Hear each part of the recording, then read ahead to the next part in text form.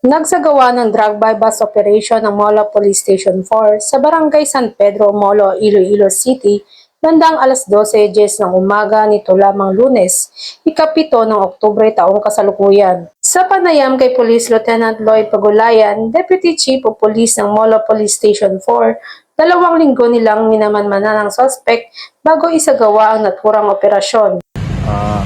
May nag-report na concerned citizen. Ngayon, nag-conduct kami ng bypass operation para mahuli to si alias Marche. Gumamit kami ng bypass money na amounting to 10,000 kapalit ng isang heat sealed na pakete ng Suspected shabu, sir. yung SDT nung nakuha natin na shabu is amounting to 272,000.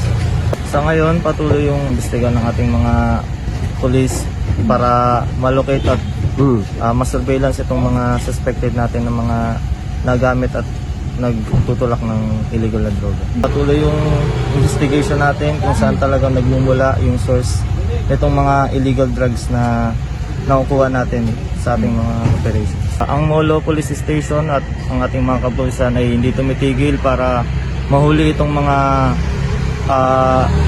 drug personalities na to. Patuloy ang aming police operation.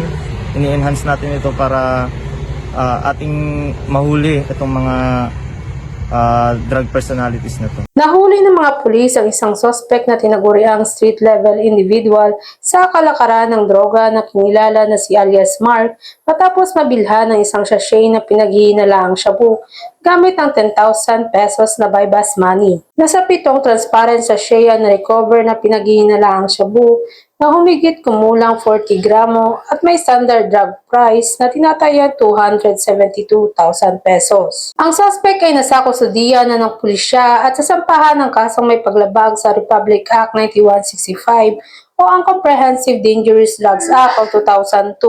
Sa ngayon, patuloy ang investigasyon ng kapulisan upang matukoy ang pinagmumula ng sinasabing iligal na droga.